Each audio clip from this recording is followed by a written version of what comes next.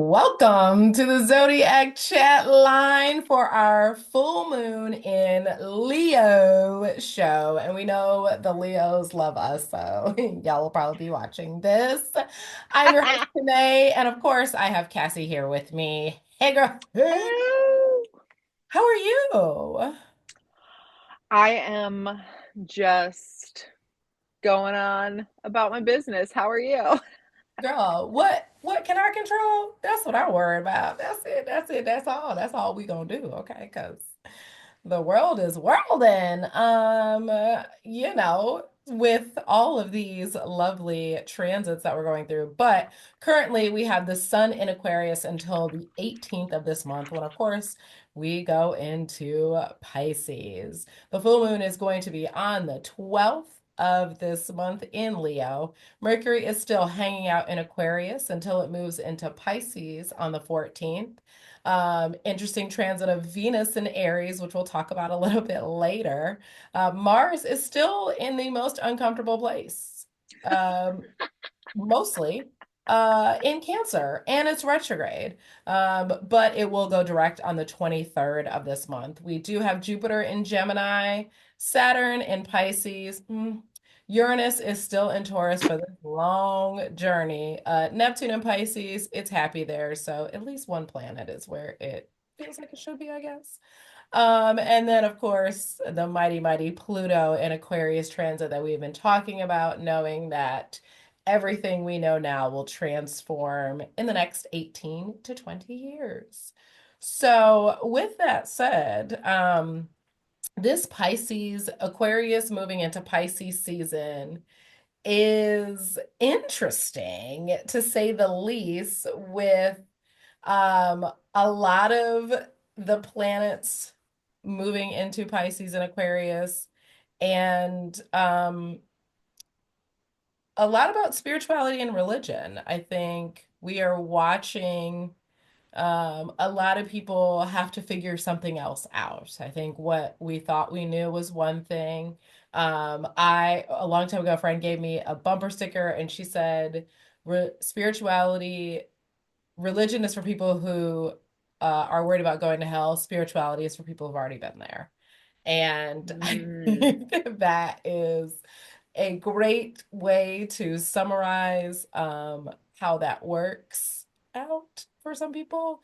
And we do see a lot of organized religious folks wanting everybody to kind of fall in line with them. And, I think Cassie and I are very much more spiritual folks on that side. And, personally for me, spirituality is something that either way, whatever believe in, but my relationship with the higher power is mine, and there's nobody should be able to tell me how that looks and what it looks like. And me being a queer masculine person of color, that it shouldn't actually presenting person of color, that the universe doesn't love, and it just none of that ever made sense to me. I've been blessed always.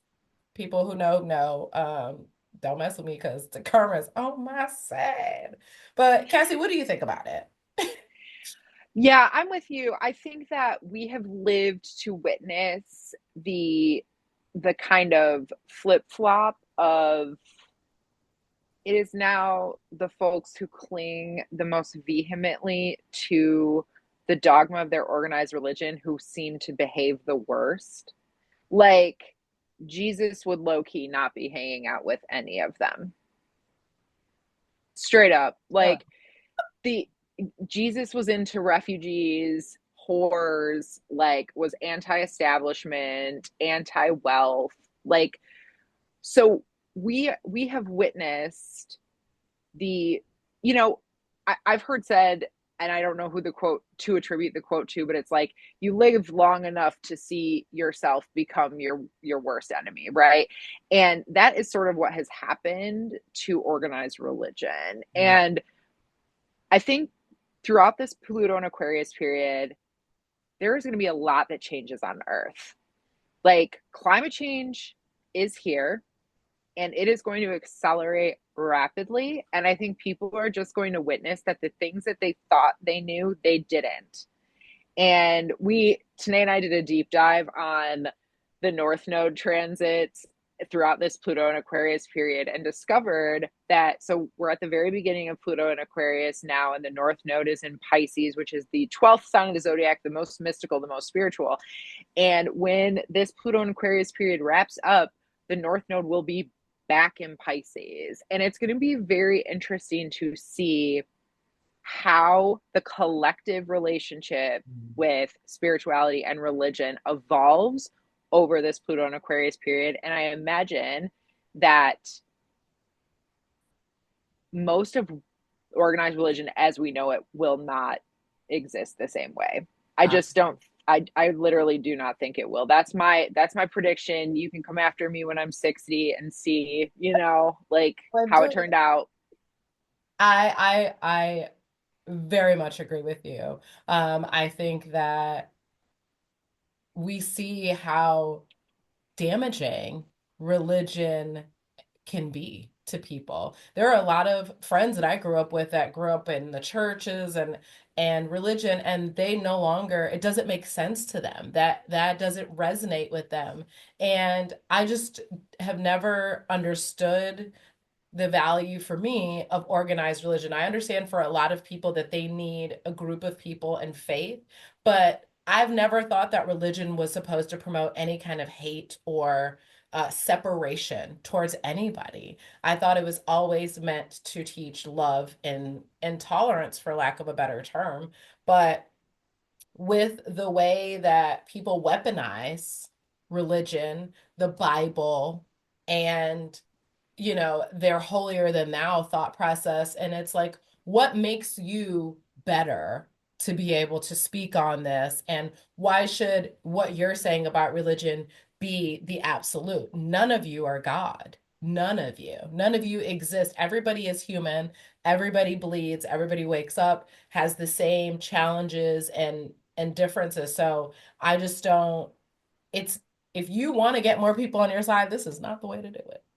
And Yeah, it's interesting that we're going through the entire zodiac through, and I'm not sure if we do it every single one. And it's interesting of which one it starts on and ends on, because I think the Pluto and Aquarius or Pluto and Capricorn, I think it was Aquarius Leo nodes, I think, or no, it must have been Aries mm, Libra that it was going back and forth on. So I hope I have the highest of hopes that this completely transforms, because how we are living now is not sustainable for the planet, for our mental health, for anything community wise, for any of us to really make it out. I mean, we're not making out alive, but to make it out in a more prosperous and to be able to live in a more peaceful life. Like, I don't think a lot of us want to live in this strife and disagreement and argument and hatred. And I think that that's really what is driving me to continue to pour into my own community and collective, because the amount of hatred and nitpicking that people are doing just because they feel they're right is beyond insane. Okay. yeah. And I think that, you know, that's a good point that you make, that most people don't, it's not, I don't think the majority of people, religious, spiritual, or other, want to be hateful and angry all the time. And the problem with religion is not the religion, Mm. it's the organization. It's the hierarchical structure. It is the incentive to give power to small groups of people who then, for whatever reason, and seemingly a lot of times not oriented in faith, Mm. weaponize their power against others. And we've seen examples. I feel bad that I don't know the bishop's name offhand, who, like, at, I think she's an Episcopal bishop, at the church service, talking about Mhm. trans kids and refugees, like right in front of Donald Trump. So there are figures and people I know, people who are part of organized religions who are genuinely like wonderful people, but they are almost the exception and not the rule at this point. And it's when you try to force the organized part of the organization onto everyone else, that it becomes really problematic. Like we have to be able to accept and love each other for our differences and respect each other's right to believe and practice as works best for them. And like, if I'm going to hell, that's on me, babe. Hello. Like, that's none of your I'll business. save you a seat if you need one. I'm just saying, I'm with you. Like, why are you, I think it's being queer and just having people be like, your soul's not gonna be saved. I'm like, honey, if you only knew my ancestors got me, I am not concerned, baby. Okay.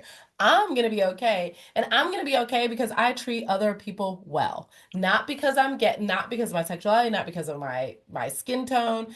I am gonna be okay because I believe in treating other people well. I believe in, as I can say over and over, I believe in karma. And I believe that for me and my spirituality, I pray that we find some common ground and understanding. I pray that we have more compassion and empathy for other people and grace.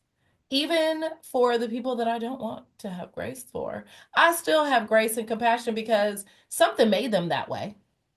Mm-hmm. You know what I mean? Mm-hmm. Like, nobody's born terrible. I mean, maybe some people are, but A very small percentage, like a but very, most very small. people have situations that have turned them into, needing power or needing power over others, or, and I think a lot of the organized religion is very patriarchal based, and y'all ain't doing so hot. So, the other interesting transit, besides the sun in Pisces and all that fun stuff, is the uncomfortable Venus in Aries. Venus in Aries is in detriment in Venus because Libra is the home place, Libra and Taurus, but Libra, Aries opposite, is home for Venus. Real smooth, real pretty. But not for Venus and Diplomatic, right. happy, Justice will be served. optimistic. Yeah. But Venus in Aries, it's going to transit in Aries for half of the year. I want you to know, of course, we always do our research here because we're nerds. And come June, it'll finally move back into a comfortable home of Taurus, the other ruler of the other planet, the other sign that Venus rules. But this Venus and Aries transit, y'all, it is going to be spicy and fiery. And unlike the dreamy Venus and Pisces, this Venus and Aries is going to be very self-serving. Everybody is going to be looking out for their desires and their self. And, you know, I think anybody that's in a partnership, um, I would encourage to take a beat because Aries is a very impulsive sign. It does not try to think before it acts. It just does. And then, oh, did I burn this down? Um, more like, oh, Maybe. dynamite, more like dynamite. Aries is more like a dynamite, like it lights and then boom, and then it's over, but that boom is not little. So Venus will be in Aries. It started a couple weeks ago, on the 3rd of February. It will hit a retrograde as well. So again, this is a lot. It will retrograde back into Pisces for a while, and then back into Aries, and then forward into Aries. So it's the next couple of months, I think that finding ways to soften the Aries energy. Even though I think that's kind of difficult, but like maybe go on adventures with your partner or something like that. Just because watch your words. Arguments, all arguments aren't necessary. And I think that as a whole, as we're watching all of these other things unfold, it is prime for us to be really, really angry. And I think that we need to not feed into that. I think that try to understand where your anger is coming from. I think we're all frustrated. I think everybody would be frustrated no matter who was in office, but I think a lot of us are frustrated with what's happening because it's just it doesn't look like it's benefiting the rest of us. It's benefiting a very small amount of people. Um, so tread lightly. Yeah, it's highly reactive energy. And like just Mm. to your point, 2 points. One, taking a beat. Not everything needs an immediate response. Remembering to like take a breath. But I think you hit on something really good, for partner or for yourself, is like finding physical outlets. If you're exercising consistently, kickboxing, taking long walks, meditating, Mm. doing breath work, like whatever physical, like, first of all, to reorient yourself into your physical body so that you can pinpoint like when things are getting wonky in there. But also having an outlet for what is a very visceral and uncomfortable energy. Like just having a way to release that is going to be really helpful. Venus only retrogrades once every year and a half. Every time Venus retrogrades, I swear to God, one of my married couple friends separates. Like sometimes they come back together, sometimes they ultimately get divorced, but like, I won't be surprised to see some more of that, With especially in famous this people. particular Yeah. transit. Like, And I would it's say that, with that, like it's still a retrograde. So take your time with making decisions. But I think if you do have, whether it be not just partnership issues, but any financial issues, because um Venus also rules Taurus, which is the second house. And so, just not being impulsive with your spending, I think is also something, especially with the way prices be pricing. Okay. Um, I am a huge fan of bringing back the barter system. You heard it first. I'm not saying that it may work. Some people may, but if you have a skill, if you have something to trade, I don't think that's out of the realm of things that we should do as a collective during this transit to again like lean more into that Libra energy and find some sort of diplomatic common ground rather than just the aggression and assertiveness that comes with the Aries energy. Aries energy is important. Like we need that because like we need that type of energy. But when it's in Venus, it's just tricky. yeah. Um, so with that, ma'am, tell the folks how they can communicate with the people they need to communicate with if they so to like using their positive energy for Aries. How would they do that? Of course, yes. So, again, knowing our audience, if you're frustrated, you're looking around at what's going on here in the United States, and you're thinking, "Hey, I am pissed off about these things," and now Venus in Aries is making me want to yell at somebody about it. Well, there is an app that is very helpful. It's called Five Calls. It What it does is it takes issues that are top of mind for people. An example might be, I don't know, an unelected billionaire going in and accessing everybody in America's personal information, with his 19-year-old bros. And they have that on the list, and they have a template script you can use, and they connect you directly to the relevant representatives. Like sometimes, depending on the issue, it might be your governor, it might be your senators, it might be your senators and your representative, like whoever. And you can call right there.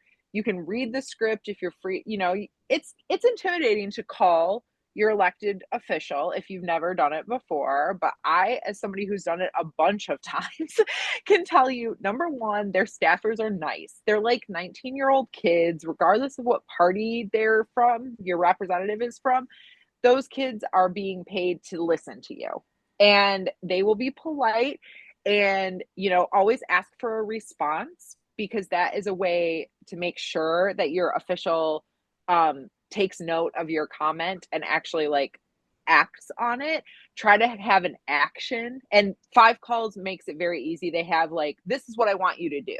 This is what I would like you to see you do in response to this thing that I'm concerned about.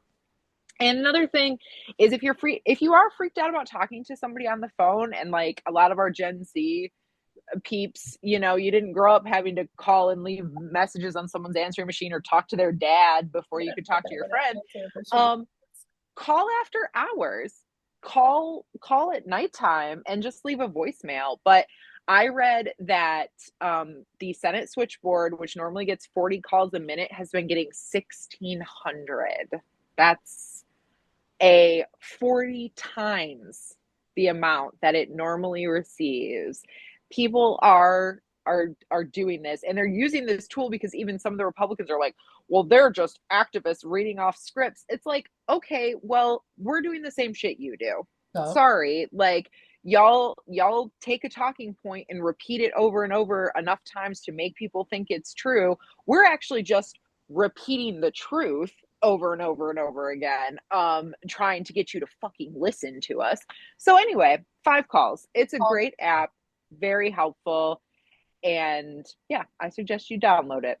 listen, if you want change, it's up to us. Like it is up to us. We can't rely on anyone else. It's up to each of us to decide that this is the planet, this is the country we want to live in, this is how we want to thrive. I mean, I think everybody wants to thrive. Nobody wants to be struggling. And so being able to have this app that is so readily available with, you don't even have to really think about it. You can just the numbers are there, the script is there.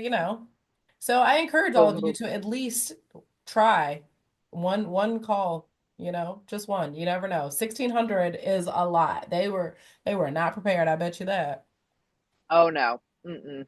They sure weren't. So we also have a lovely newsletter that comes out every Monday. So if you want to be in the know, be in the know. And of course, we have our chat line, 313-416-9541. And tell them what happened on the chat line recently, Cassie. So we got a text on the chat line this week, which was from a friend of the show, Austin. And Austin texts, what sign do you think? Oh Laura. my God. Laura Palmer. Yep. Sorry, I totally blanked. Laura Palmer from Twin Peaks was. I happened to receive the text. I was looking at my phone at the right moment, and I have seen Twin Peaks, and so I immediately responded Scorpio. Like just so many dark psychosexual secrets, like that it just totally tracks a lot of Pluto energy there. Which Austin said, he agreed, and he and his girlfriend had been discussing this and wanted our take. So this was a fun little interaction. This is the type of thing you can do, and we'll talk to you about it because we love this type of shit, and it inspired us to do a game, something we haven't done in a while, signs as, and this time it is the signs as iconic TV characters. So, Tanae, you're starting at the top of the zodiac with Of course. Aries. Of course, because I do the fire and air. Okay, so my first character is Anne Lister from Gentleman Jack. She Mm. was, I know.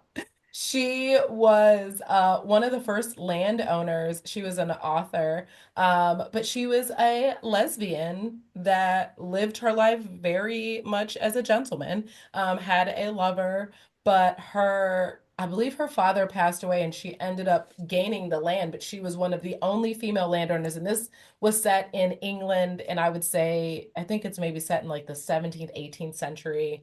So, horse and buggy time. Mm. But as an Aries, to me, she gave off, I'm the first, I'm doing this. She was very assertive with the women that she talked to. She was not a player, but she was a lover. Just crushed a lot. Listen, a lot. And so if you are so interested, I would say check out Gentleman Jack with Anne Lister as the character. I love it. I've never seen that, so now I'm intrigued. Uh, Um, all right, Taurus, Garfield. Garfield the cat, 100% a Taurus. Just listen, naps, lasagna, takes no shit, mm, loyal to the people that he loves, which is a very small group. Um, he's, yes, lazy, but also down to do what he needs to do when he needs to do it. So Garfield to me, an iconic television Taurus. yes, couldn't have picked anyone. Okay, so for Gemini, I picked Pusey from The Orange is the New Black. Um, Oh, because while we didn't see two sides of Pusey, I think Pusey was like the friendly, kind of witty, intelligent. Everybody liked her. And, Geminis are kind of queer. So I think that Pusey was a great representation of just the Gemini energy of, you know, fun and friendship. And like, she had her homies with her. And if you have not seen Orange is the New Black, that was also a very traumatic character uh death. So yeah. got it. But I think that she was just so like so happy-go-lucky. I mean, she was just the sweetest. So, yep, that's who I picked for Gemini. Love it. Um, I'm really I'm looking at the three I have written down for Cancer, and they're all like very similar archetypes. Okay. But I think I'm gonna go with Bev Goldberg, the mom from the Goldbergs, who is so over the top, like so extra. She's obsessed with her kids. They are her whole life. She goes to way too many extremes for them. She also has that cardinal energy of like she goes out and does shit if she needs to, and when she's told she can't do something, that makes her really want to do something. Very outlandish, and but generally very kind to the point of it being a fault. And the my other ones were Kitty Foreman from the '70s show and Marie Barone, Ray's mom from Everybody Loves Raymond. Lots of like big mom energy for Cancer, obviously. I was like, why'd you pick them? Yeah, Anything resonate for you? yeah, I know. Yeah, a Okay. little bit. For Leo, I picked Electra Abundance from Pose. If you have Mm. never seen Pose, it's an amazing show. But Electra was the mother of the House of Abundance. But my favorite thing is Electra was about that money. Electra was fashionable. And when I say could read a bitch down, girl, the couple of times, like this couple of scenes, if you've ever seen it with a straight face, she was like, it was the she exuded the confidence of a Leo. Like I don't give Mm. a fuck how you feel about me. I know I love me. And a lot of it was like being a trans character. She said, I done been through this shit. I don't give a fuck about y'all. I earned my spot here at the table. So, and she was just fabulous. Like her character was just the would the equivalent of um fabulousness of a Leo. Mm. Love it. Um, for Virgo, I picked Gregory Eddy from Abbott Elementary. Perfect. Say less. Say less. So, so regimented, so anal retentive, like doesn't like won't eat weird foods touching each other. Like everything has a purpose and a place. He's, got this like very hardcore schedule. I love it. I mean, Abbott Elementary is so fucking good. We could have just done the signs as characters from Oh Abbott my God, we Elementary, should have done it probably. right. Yeah. Yeah, in retrospect. But um so I do think like he is, and he he's an elementary school teacher. Obviously, he's serving his community also, which is a big part of a Virgo's identity.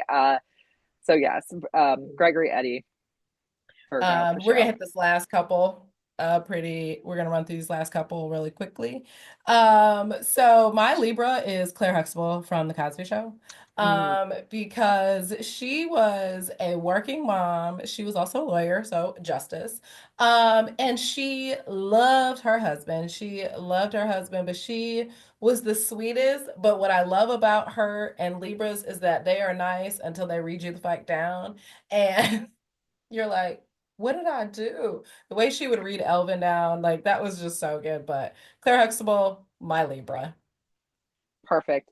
Scorpio, Marie Laveau from American Horror Story Coven, played by Angela Bassett, of course, super iconic. Based on the real voodoo queen from New Orleans. But yes, like, you know, to the Laura Palmer thing, sex, death, revenge, just like reincarnation. I mean, like the if you haven't seen American Horror Story Coven, go back and watch it. It's very good. And Marie Laveau for show, giving Scorpio vibes. All right, so my Sagittarius is Angela Abar or Sister Night from Watchmen.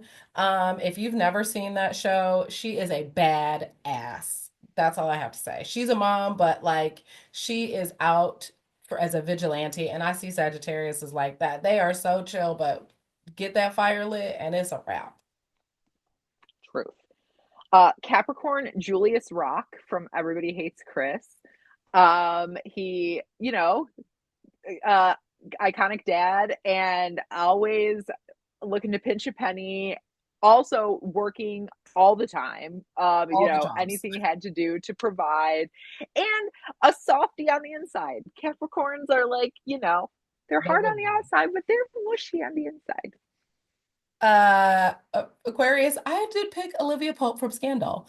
And I know that may be controversial, but I don't care because she did not the you couldn't rock her emotions. She was that was a poker face all damn day. And if you don't know about Aquarius, we are the nicest people in the world. We will go to the ends of the earth for you, but I promise you, do not cross us because we will find every receipt against you and make your life an absolute living hell, and you'll never know it's us. Boom. Um, Last, Pisces, the first, and I couldn't come up with a different one. I went with Phoebe Buffay from Friends. Just like so goofy, just, and also like, you know, in a world you want to be in. It's not our world, but you kind of want to be there. So, Phoebe Buffay, Love it. loved her. There we go. So those are signs as so it is February, and we know we celebrating Black History here because that's what we do here. So we have two Black History Month shout outs. Cassie, let them know what yours is. So my I guess iconic moment in Black history, looking toward Black futures, is January 25th, 1972, which was the day that Shirley Chisholm announced her candidacy for president. And she was the first Black person to run for the office of the president and the first Black woman to run as the first woman to run as a Democrat. Mhm. There was some Republican woman who had run in the 60s, I guess. I love her slogan was unbought and unbossed, which is fucking badass. Shirley Chisholm Sag, love it. Um, her presidential campaign was run on $300,000, which is like nothing. Nothing. And she faced, you know, a Democratic Party establishment that really did not take her seriously, and you know, difficulty breaking into the public sphere, as it were. But she still placed fourth at the convention, and she did it because she wanted to prove that she could take on the establishment, and she did. An icon for many reasons, and salute you. Mine happened a couple years ago, August 5th, 2023. It was on the Riverboat Harriet, the Montgomery Riverfront Brawl, when the people of the palm color persuasion decided they were just better than anybody, and all the African American people let them know that was not true. We did see a folding chair, and that's where the whole folding chairs came from. And I think that was a really important time in history, especially Black history, because it was the beginning of letting white people know that Black people are not going to take y'all shit no more. And so I encourage all people that are not of color to take a step back and realize like we all bleed red. So take a minute because I'm not the one and neither is my ancestors. With that said, we only got a couple minutes left. We're going to run through this real quick because we have the what? It's Leo season, or it's the Leo full moon. And of course, for the Leo full moon, we have to have the most gorgeous card. The Whispers of Lord Ganesha by Angela Hartfield. Artwork by Ekaterina Golanova. I just love, Cassie knows, I love how beautiful this is the back. You can see the Ganesha. So all these, of course, are elephants. But Cassie, whenever you're ready, Go for it. go for it, herd. Ooh, I love this. This is perfect. It's also perfect for the Venus and Aries transit. We have courage as our card. Pew, pew. The warmth of Yes. your open heart can give comfort to all who cross your path. The root word for courage is cœur, which is the French word for heart. Courage comes from the heart. It is an inner strength guided by love, which seeks truth and justice. When you have the courage to be true to yourself, you start to feel empowered to act and live in ways true to your own soul without any illusion. Ganesha is urging you to let down your guard and stop wearing a mask. Begin to have more respect for yourself as well as for others. Beware of making harsh judgments about yourself and others. When you come from the heart, you will find that you relate better to others. Your innate gifts will be able to shine through. You are capable of leadership, achievement, and inspiring others to succeed through your own success. When you draw this card, it is a sign that your ability to cooperate and thrive in peer ventures with like minded individuals is heightened. Be willing to do what is needed for things to run smoothly for you. Ganesha promises great success if you are willing to let down your walls. He is pictured here with a powerful lion inherited from his mother, Pravarti. The lion represents the fierce nature of Ganesha. He calls on you now to trust the fearless part of your being, your own inner lion, and invites you to work with him to learn to be valiant and harness your heart's great courage.